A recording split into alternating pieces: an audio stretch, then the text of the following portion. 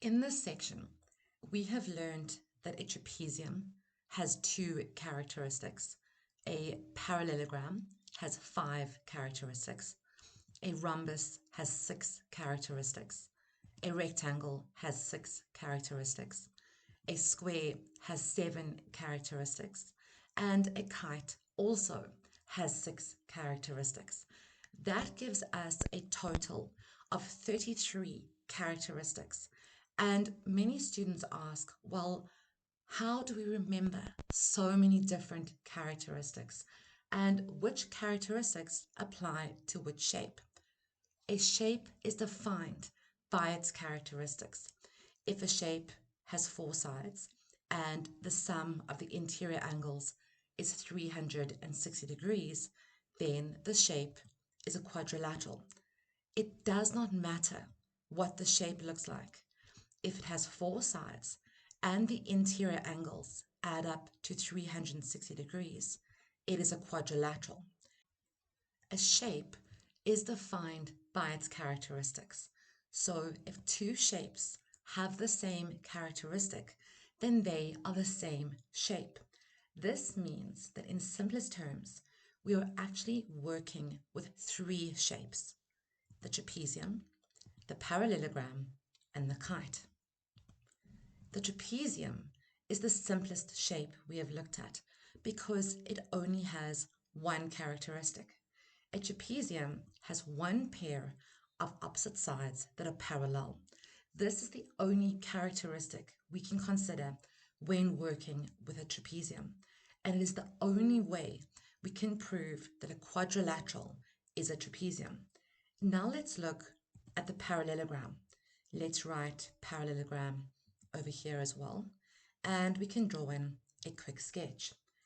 We've just learned about the rhombus, the rectangle, and the square. These are important shapes too. So what about the characteristics of these shapes? Let's put a rhombus over here, then a rectangle, and a square. The first characteristic of a parallelogram that we looked at is that both pairs of opposite sides are equal. But this characteristic applies to a rhombus, a rectangle, and a square as well. A square and a rhombus may have 4 equal sides, but if you compare any 2 opposite sides, they will be equal. The next characteristic of a parallelogram that we looked at is that both pairs of opposite sides are parallel.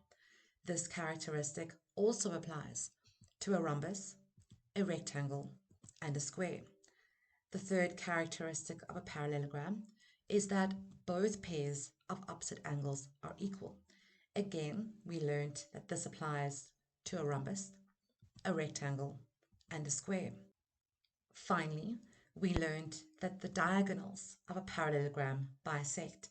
This characteristic also applies to a rhombus, a rectangle, and a square.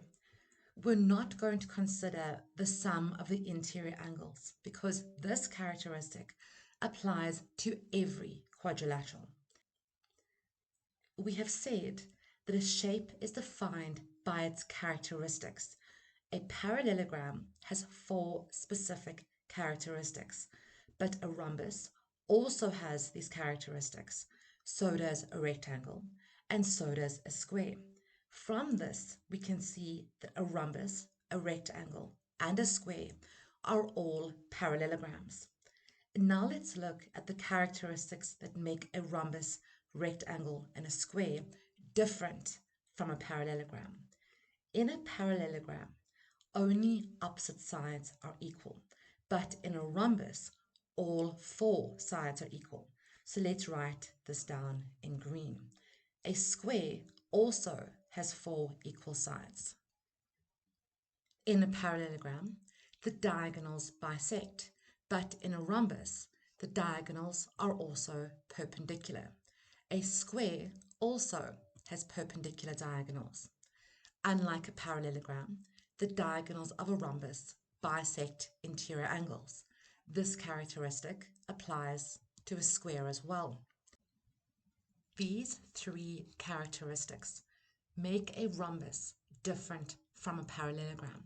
So in order to prove that a quadrilateral is a rhombus, we need to consider the characteristics that make it different from a parallelogram. Now let's look at the rectangle.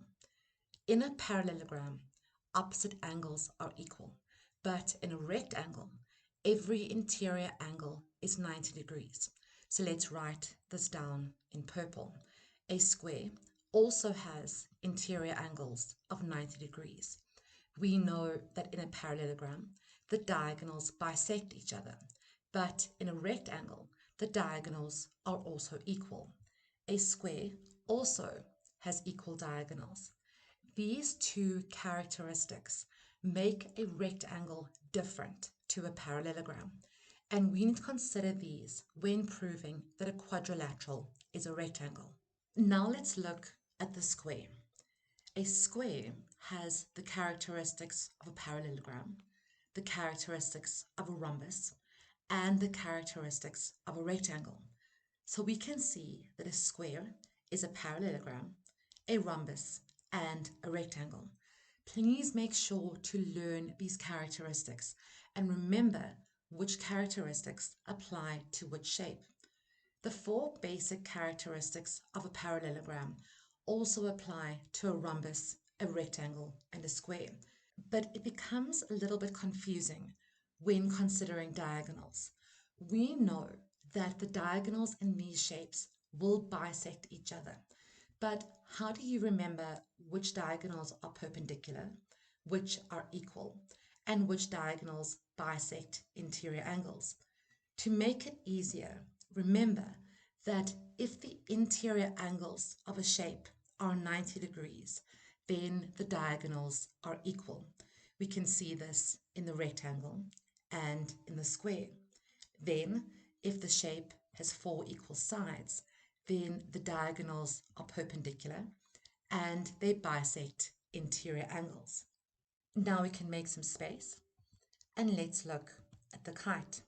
We can draw a quick sketch. A kite has 5 defining characteristics. A kite has 2 pairs of equal adjacent sides. The main diagonal bisects the other. The main diagonal bisects interior angles. Angles opposite the main diagonal are equal, and the diagonals of a kite are perpendicular to each other. Before we end this video, I'd quickly like to compare a kite to a rhombus. Let's draw a quick rhombus up here. A rhombus may have 4 equal sides, but if we look at any 2 adjacent sides, they will be equal. The diagonals of a rhombus bisect each other. The diagonals bisect interior angles. The angles opposite the diagonals are equal, and the diagonals are perpendicular. A rhombus has the same characteristics as a kite. So we can see that a rhombus is also a kite.